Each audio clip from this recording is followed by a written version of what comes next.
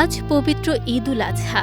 ত্যাগের মহিমায় ভাস্বর এই দিনে আমরা সবাই জানি হজরত ইব্রাহিম আলাইহিওয়াসাল্লাম ও ইসমাইল আলাইহিওয়াসাল্লামের কোরবানির ইতিহাস।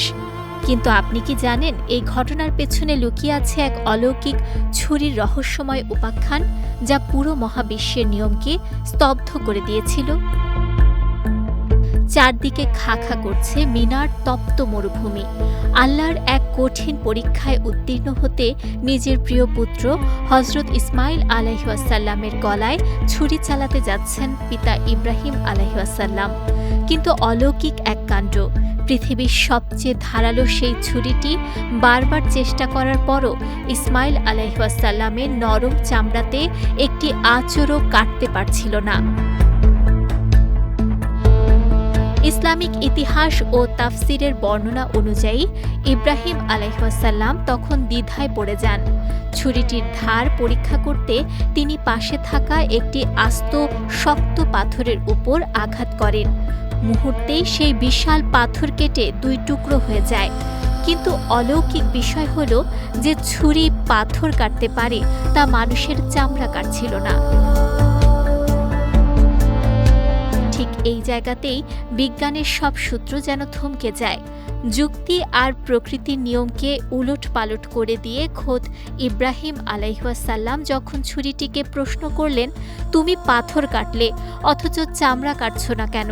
ঠিক তখনই ঘটে ইতিহাসের সবচেয়ে বিস্ময়কর অলৌকিক ঘটনা। কোনো জীবন্ত প্রাণী নয়, বরং ধাতব সেই অজৈব ছুরিটি স্বয়ং আল্লাহর নির্দেশে মানুষের ভাষায় কথা বলে ওঠে। হে ইব্রাহিম, আপনি আমাকে কাটার জন্য বারবার নির্দেশ দিচ্ছেন, কিন্তু মহাবিশ্বের মহান স্রষ্টা আল্লাহ আমাকে আদেশ দিয়েছেন, কেটো না। আমি কার হুকুম মানব, আপনার নাকি মহাবিশ্বের মালিকের? আল্লাহ যদি নিষেধ করেন তবে পুরো পৃথিবীর শক্তি মিলেও আমি একটি সুতাও কাটতে পারব না।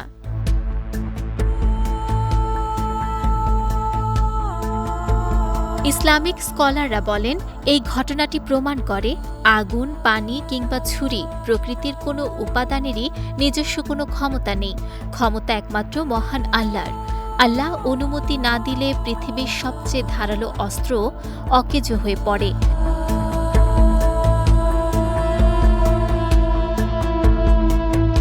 তাই কোরবানির এই পবিত্র দিনে কেবল পশুর গলায় ছুরি চালানোই মূল উদ্দেশ্য নয়, বরং নিজের ভেতরের অহংকার, অন্যায় আর পশুবৃত্তিকে বিসর্জন দিয়ে আল্লাহর হুকুমের সামনে নিঃশর্ত আত্মসমর্পণ করাই হোক আমাদের অঙ্গীকার। বিজয় টিভি নিউজ ডেস্ক।